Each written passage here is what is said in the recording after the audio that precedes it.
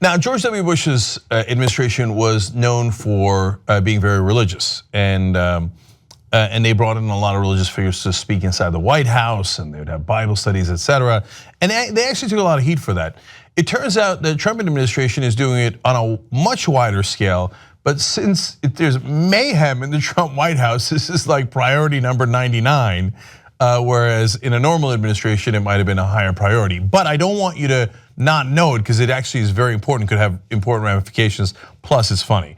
So let's go to the story. According to Christian Broadcasting Network, the majority of the cabinet officials attend a frequent Bible study class that is the first of its kind in at least 100 years. So, wow, that's pretty significant. Most of the top guys in the administration are going like, okay, what does Yahweh want me to do? And look, you get offended if you're a Christian, but remember, we're not a Christian nation, we're not a Muslim nation, we're not a Jewish nation, we are a secular nation that is comprised of all of us. I'll read you the Constitution in a second if you're unfamiliar with it. Okay, so now we go to Ralph Drollinger. He's apparently the guy going in from Capitol Ministries. He's the president and founder. He says about the administration officials, these are godly individuals, that God has risen to a position of prominence in our culture. It's funny how God is so fickle. Keeps changing his mind. He's like, all right, I'm gonna go godly with George H.W. Bush. Ooh, non-godly with Bill Clinton. Just mix it up a little bit. Back to godly with George W. Bush. Oh, ungodly with Barack Obama. I'm going back to godly with Donald Trump. Can't you make up your mind? Or does God like soap operas too? Maybe God's a reality show host. All right. So no, God didn't pick these guys. Remember when Michelle Bachmann, who apparently is also going to the White House regularly to pray, okay? Which then God help us all. Michelle Bachmann was convinced that God had picked her to be the next president. This was many years ago. And it turns out he didn't. So you don't know what God thinks. If he exists, he's not actually talking to you. And if you think he is, you might want to check with a therapist. Okay, so let's find out what's going on at these groups. He has started a Bible study group in 40 state capitals, this guy has. As well as foreign capitals. He teaches weekly Bible study classes for the US House and Senate, and now leads a group of nearly all of Trump's cabinet officials. That is disastrous news if you care about the core principles of America. Imagine if it was a different religion. Instead of Christianity, it was Islam. And they're like, no, don't worry. All the cabinet officials are meeting with their mullah, and their mullah is telling them what to do, and don't worry, 40 of our governors are also meeting, or different legislators within those 40 states are meeting with their local imam. And all praise due to Allah, they're asking him what Muhammad wants to do. You'd go, no, and rightfully so. You know why? Because we're not that country. We're the country that has this constitution. It says, Congress shall make no law respecting an establishment of religion. I don't want Christianity established, I don't want Islam established, I don't want Judaism or anything else established.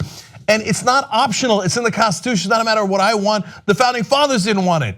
This couldn't be clearer. By the way, also, or prohibiting the free exercise thereof. If you then have all of your elected officials going, okay, what does, you want to say Jesus or Yahweh, and by the way, even if you're a Christian, there's like 1,000 different sects of Christianity. Which ones is it going to be? The Methodists, the Lutherans, the Pentecostals? Because if you establish a religion, all the other ones are by definition in a world of trouble. And you want free exercise of religion. I'm not religious, but I do want free exercise of religion, including non-religion. And I don't want one religion favored over another. Do you know the exact beliefs of Ralph Drollinger and how he interprets the Bible? Are you sure it's the same way that you interpret the Bible? Are you sure that he cares at all what Jesus thinks? Because if he's telling him what Jesus thinks, he should be telling him, don't you declare war under any circumstance? He was the Prince of Peace. I need you to go and increase the welfare state tenfold, 20-fold, because Jesus said, give away all of your belongings to the poor and the needy. Is he advising him of that? My guess is no, not really. He's giving him his interpretation of the Bible, which is, oh God, it's awesome if you're rich. That's not what the Bible actually says. But it doesn't matter because we're not supposed to be ruled by the Bible or the Quran or the Torah. We're supposed to be ruled by the Constitution. These people don't understand America at all, and they have no interest in America. All they want is a theocracy. But let's get to the fun part. So Drollinger apparently really likes Mike Pence because Pence is the sponsor of this group. And you know Pence is the guy who's more religious. So Drollinger sees Pence as a character like biblical stars Joseph, Mordecai, and Daniel, all of whom rose to stand beside the heads of government in history. Wow, Mike Pence, biblical hero. Interesting. Wait, hold on. Let's find out what those guys did, because the Bible's always fun. The minute you actually read the Bible, you're like, no, really? Is that what's in it? Okay, now we start out good. It says, though Joseph is known for always doing the moral thing. Oh, that's a good start, right? So Joseph's a good guy, does the moral thing. Mike Pence, you should be flattered by that. Well, let's go to the others. Mordecai is known for selling his adopted virgin daughter into a harem, using her influence so he can ascend to power. Maybe that does sound like Mike Pence. I don't know. I'm not the one who compared him to Mordecai. Daniel committed crimes to avoid committing biblical sins. Now, look, first of all, again, just read the Bible. You want to talk about a soap opera. It's unreal what's in there. So no, I don't want the vice president selling off his daughter to a harem, and I don't know why that's a positive thing. And I'm sure that they'll say, no, but Mordecai also did something okay in the Bible. But the one I'm really worried about is Daniel. If they think it's okay to commit crimes as long as you don't do their interpretation of biblical sins, well, that's a big problem. And if their religious leader is teaching them that that's a good thing, that's a giant problem for the country. Okay, but there's more of this fun nonsense interpretations by this guy. Mike Pence has respect for the office, he explains. He dresses right. Like it says, Joseph cleaned himself up before he went to stand before the Pharaoh. Wait, does that make Trump the Pharaoh? Okay, anyway, let's put that aside. Look at their priorities. Did you do drone strikes and kill innocent civilians by accident? I don't care about that. He dresses right. Oh, I didn't know he was that godly. He's got a nice suit on. Okay, well now I know your priorities. Again, I didn't say this, he's the one saying this. He's the one emphasizing it like, let me tell you something, this guy is Mordecai and has a nice, clean, sharp suit on. Okay, now let's turn to Trump. Drollinger sees Trump as the biblical character Samson. Now, a lot of us know that Samson and Delilah, and so that seems like a strong character. He's really strong, right, in the Bible and stuff. Let's find out what Samson actually does in the Bible. First of all, you guys know this. He's known for the source of his strength coming from his hair, which in this case would be curious. Okay, orange hair, give me strength. Okay, in Judges, Samson is an immoral person who does little more than slaughter and betray people. Okay, it is interesting where those Bible stories end up for Pence and Trump. Okay, now back to why this is so important. Who's attending these meetings? By the way, you know who's not? Trump. Of course not, he's not gonna go to a Bible study, he's the least religious man in America. But he's like, oh yeah, you guys go to it and then apply whatever the pastor says. Of course I'm not going. Donald Trump once said that his own personal Vietnam was avoiding STDs at the orgies he went to.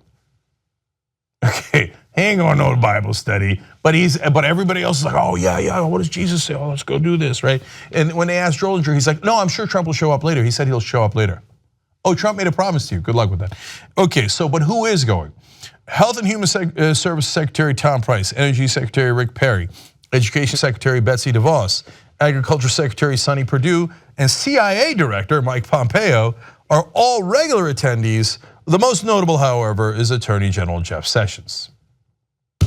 Those are just about the most powerful people in America, and by extension, to some degree, in the world.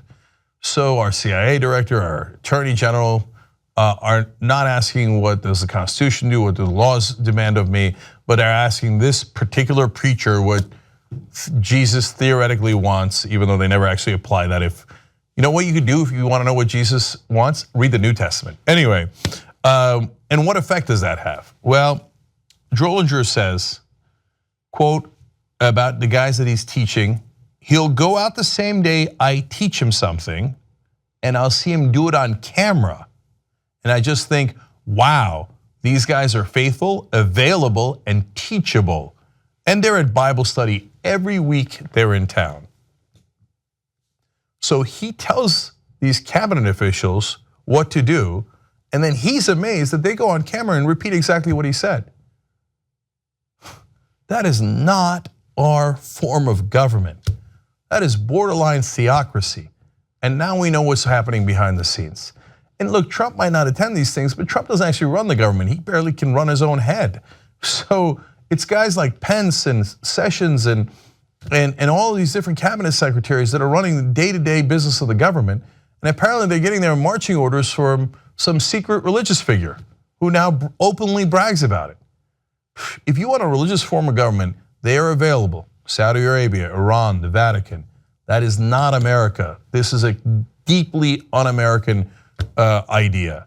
So, and look guys, last thing on it, I'm not Christian. There are a lot of you out there that are not Christian. A lot of us are now non-religious. Just a couple of years ago, that was 14% of the country. It's probably a larger number now. Then there's Jewish folks in America, and Hindus, and Buddhists, and Muslims, and you name it, right? We're also Americans. You don't get to impose your religion on the rest of us. That's why I say it's un-American. It's against our core values. Why should I listen to your so-called God or your so-called prophet or your texts? I didn't agree to those two. If I agreed to them, I would have been a Christian. I'm actively not agreeing to them. I'm agreeing to be an American, guided by our Constitution and our laws, not by your interpretation of a text from 2,000 years ago. We do not agree. We are 100% American, all of us non-religious people, all the different religions. And you can't go to Jews, you can't go to non-religious people or to anyone else and say, no, all of your elected leaders will now be following some religious Christian leader. That is not America. Help us build independent media. Become a member of the Young Turks. TYTnetwork.com/join.